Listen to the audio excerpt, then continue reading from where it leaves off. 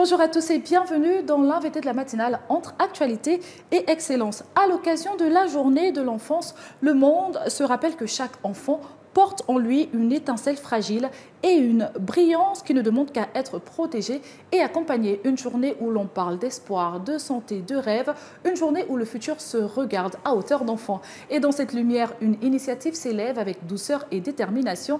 La Kids Day, une rencontre médicale et récréative pensée pour ceux qui portent le monde de demain. Pour en parler, nous recevons ce matin Didi Traoré, fondatrice de Kids Day, une femme engagée qui a choisi d'allier compassion, action et vision pour transformer la vie de nombreuses familles. Bonjour Didi Traoré, bienvenue.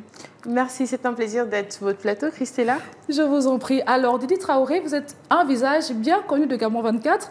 Lorsque vous n'êtes pas à la présentation du journal ou dans les papiers, vous êtes mon invité sur la matinale. Alors vous venez nous parler de la Kids Day, mais premièrement Didi Traoré, dites-nous, que représente la journée mondiale de l'enfance pour vous et quelle est son importance ? Alors, la journée mondiale de l'enfance, pour moi, est une journée assez spéciale parce que c'est la date de naissance de la Kids Day, j'ai envie de dire. Très bien. La journée médicale et récréative pour les enfants a été célébrée, la première édition, à cette date-là. Et c'est à cette date que tout a démarré. Maintenant, qu'est-ce qu'elle représente pour moi? Elle représente l'espoir, elle représente la prise de conscience, elle représente également des initiatives caritatives et l'engagement, j'ai envie de dire, de tout un chacun envers les plus petits. Exactement, c'est très important. Et à présent, parlez-nous de la création de cette belle initiative, la Kids Day. Comment vous vient l'idée de mettre sur pied une telle initiative pour les enfants ? Alors, l'idée, tout démarre avec le désir de mettre en place une émission de santé, mais une émission qui est axée principalement sur les plus petits, sachant qu'en faisant le constat, je me suis rendu compte que toutes les actions caritatives qui sont menées généralement, que ce soit en termes de sensibilisation ou d'action médicale, c'est généralement orienté pour les plus grands. Et les petits sont mis en marge, j'ai envie de dire. Généralement, on les survole concrètement. Donc, tout a démarré de là, l'envie de mettre en place une émission pour les enfants, mais qui était un concept à part entière, qui ne se limitait pas qu'au plateau, mais qui avait une action terrain. Et cette action terrain s'est concrétisée avec la création de la Kids Day, donc la journée qui correspond à la journée de l'émission. Donc dans l'année, ça va dire c'est une sorte d'anniversaire. L'idée c'était d'avoir l'émission qui est diffusée tout au long de l'année et à la date du 20 novembre, qui est la journée dédiée justement à la cause infantile, on met un big project et dans le big project on a activités récréatives et actions médicales. Donc en gros c'est une espèce de kermesse mais à l'hôpital. Donc c'est tout un programme bien pensé alors. Alors les dates sont déjà connues, le 22 et 23 novembre. Donc concrètement, qu'apporte la Kids Day aux enfants qui y participent et quelle est la cible? Est-ce qu'il y a un intervalle pour l'âge par exemple? Alors, les dates sont connues, c'est le 22 et 23 novembre. Donc, pour cette année, on va les faire en différé parce que, comme vous le voyez, le 20 novembre tombe un jeudi. Donc, on voulait capitaliser également sur la présence des parents et des enfants. On l'a mis au week-end. Et la Kids Day est ouverte à tout le monde, dans le sens où la cible principale, c'est les enfants, les femmes enceintes et les orphelins démunis. Très bien. Maintenant, en parallèle, on a fait une extension de cette journée-là aux adultes parce que pour la particularité de cette année, c'est qu'on mettra en place des enregistrements CNAM-GS qui se feront en 2 phases. Donc, les 22 et 23 novembre prochain, donc samedi et dimanche, vous aurez la phase de recensement qui permettra à toutes les personnes de venir d'avoir des petits bons, c'est des petits bons comme des quittances qui prouvent qu'ils ont été enregistrés et avec l'acte 2, on va procéder maintenant à l'enrôlement définitif qui consistera à remettre les cartes aux personnes qui seront venues. Mais vraiment, la priorité sera accordée aux enfants, aux femmes enceintes, aux démunis et par extension les grandes personnes. Pour cette année, le programme qui a été établi, donc ça reste la même chose, sensibilisation, consultation pédiatrique gratuite pour les enfants, les orphelins et un peu tout le monde.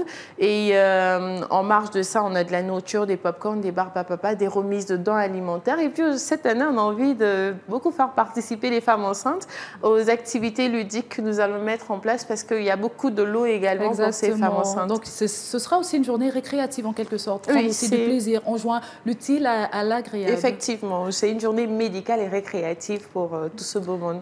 Très bien. Alors dites-nous, comment parvenez-vous à intégrer, on va dire, les défis ou les enjeux de la Journée mondiale de l'enfance à votre initiative? Y a-t-il une corrélation entre les orientations de la Journée mondiale et votre initiative? C'est naturellement, on travaille de connivence avec les organismes internationaux qui œuvrent pour l'action humanitaire, surtout l'action sociale des enfants.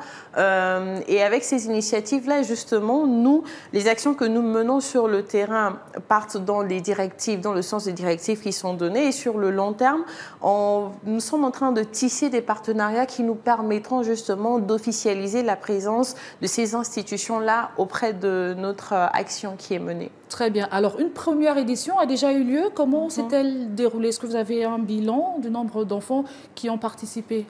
Effectivement, la première édition était juste waouh, j'ai envie de dire. La première édition, on l'a fait entre le SAMU et Gabon Télévision à l'époque. On l'a fait également sur 2 jours. Et le programme était le même, consultation médicale, activités récréatives. Le lendemain, on a poursuivi les activités, mais avec une kermesse géante. Et l'objectif de la première édition, j'ai envie de dire, a été atteint. Pour une première édition, on a eu près de 2000 participants. C'est énorme. C'est énorme. Et vraiment, je remercie les partenaires qui ont cru en moi pour cette première édition, qui ont renouvelé leur confiance en m'accompagnant également pour cette seconde édition. Et c'est vraiment le ministère de la Santé pharmaceutique, l'usine où on fabrique des médicaments, des petites entreprises, mais aussi une confédération d'associations. Exactement. Parce que la Kids Day, à la base, c'est une ONG, mais c'est aussi une ONG qui fédère les autres associations qui œuvrent pour la cause infantile. Très bien. Alors, pour les parents qui nous regardent, comment fait-on concrètement pour bénéficier, pour participer à la Kids Day? Donc, donnez-nous le lieu aussi. Vous avez déjà donné les dates, mais le lieu. Alors, pour participer, c'est simple. La Kids Day va se dérouler les 22 et 23 novembre 2025 à la clinique Saint-Raphaël de Bambouchine. C'est juste au carrefour Bambouchine, sur la route, à quelques 100 mètres de la pharmacie. Alors, pour y participer, c'est simple. Déjà, vous aurez des bus de relais qui seront disponibles au niveau de Ntoum et de PK12 qui feront la navette entre ces lieux-là et la clinique Saint-Raphaël parce que notre cible cette année, c'est principalement les gens des PK et leur permettre d'avoir une couverture sanitaire optimale. Exactement. Donc, il y aura des bus qui seront à disposition. Rassurez-vous, vous n'avez pas besoin d'inscription, vous n'avez pas besoin de répondre à un quelconque critère. Il suffit juste que vous venez. Et lorsque vous venez pour l'enrôlement CNAMGS, là on parle des enfants et des adultes, de préférence venez avec votre NIP et votre acte de naissance légalisé. Ça nous permettra de prendre vos informations, de vous recenser et par la suite vous serez prioritaire lors de l'établissement des cartes. On va vous appeler pour justement vous donner le programme affilié. Donc pendant toute la journée, le samedi et le dimanche, comme je le disais, c'est des activités récréatives, c'est un moment d'échange, c'est une kermesse. C'est une kermesse. À l'hôpital. Alors Didi Traoré, vous travaillez avec les enfants et sur la base de votre observation, quels sont selon vous les droits les plus menacés de l'enfant aujourd'hui? Donc, quels sont les principaux défis auxquels ils sont confrontés? Alors, les enfants sont confrontés à plusieurs défis, on peut les catégoriser, mais je vais aller directement sur le plan sanitaire et social. Parce que beaucoup d'enfants aujourd'hui, démunis ou pas, orphelins ou pas, ont des problèmes pour avoir justement accès à la couverture sanitaire. Il y a un manque d'information. Il y a un manque d'information sur les droits des enfants par rapport à tout ce qu'il y a sur le médical. Je prends un exemple, par exemple, de la CNAMGS. On va avoir une pléthore d'enfants issus de familles, j'ai envie de dire, lambda, du Grand Libreville, qui ne savent pas que pour la prise en charge, par exemple, du volet drépanocytaire ou pour un autre type de maladie, ils ont une couverture sanitaire qui leur permet de bénéficier des quotas qui sont différents que pour des GEF, mais qui sont, on va dire, en bonne santé. Donc, moi, cette année, je vais vraiment m'axer sur le volet sanitaire. Parce qu'il y a des pathologies qui sont, on va dire, communes, qui sont prépondérantes, mais qui malheureusement ne couvrent pas ou ne reçoivent pas les soins adaptés par manque d'information, de sensibilisation, mais aussi de la cellule familiale. Mais on reviendra sur la cellule familiale prochainement. Très bien. Alors, donc, une telle initiative nécessite un accompagnement. Donc, dites-nous qui vous accompagne dans cette aventure, partenaires, organismes, et comment se construit le soutien autour de la Kids Day?